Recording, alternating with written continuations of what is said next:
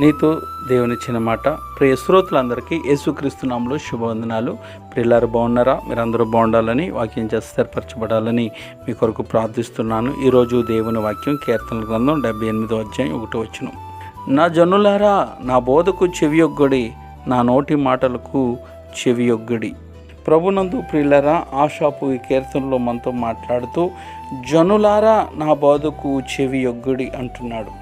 ఇశ్రాయేల్ చరిత్ర అంతటిలో దేవుని నాశనకరమైన అనేక తీర్పులు వారి మీదకి ఎందుకు వచ్చాయో వారికి జ్ఞాపకం చేయడానికి ఈ కీర్తన రాశాడు.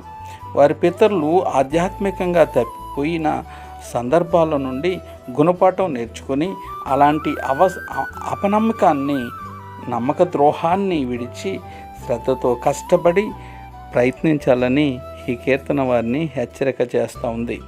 అనేక సంఘాలు, సంఘ శాఖలు దేవుని వాక్యం పట్ల నమ్మక ద్రోహం వలన దేవుని సన్నిధిని, ఆయన శక్తిని పోగొట్టుకుంటున్నారు.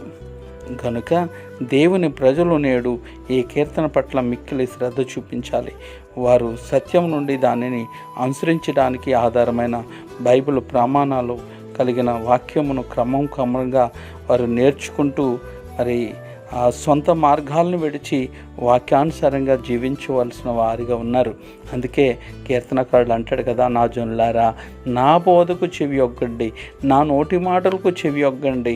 మీరు వాక్యంలో స్థిరపడండి, మీరు ఆశీర్వాదాన్ని పొందుకొని దేవుని కొరకు సాక్షులుగా నిలవండి అన్నట్టుగా ఈరోజు ఈ వాక్యం ద్వారా దేవుడు మనల్ని పురుగొల్పుతున్నాడు. May God bless you all. దేవుడు మిమ్మల్ని, మీ కుటుంబాలు దీవించును గాక. Amen, amen.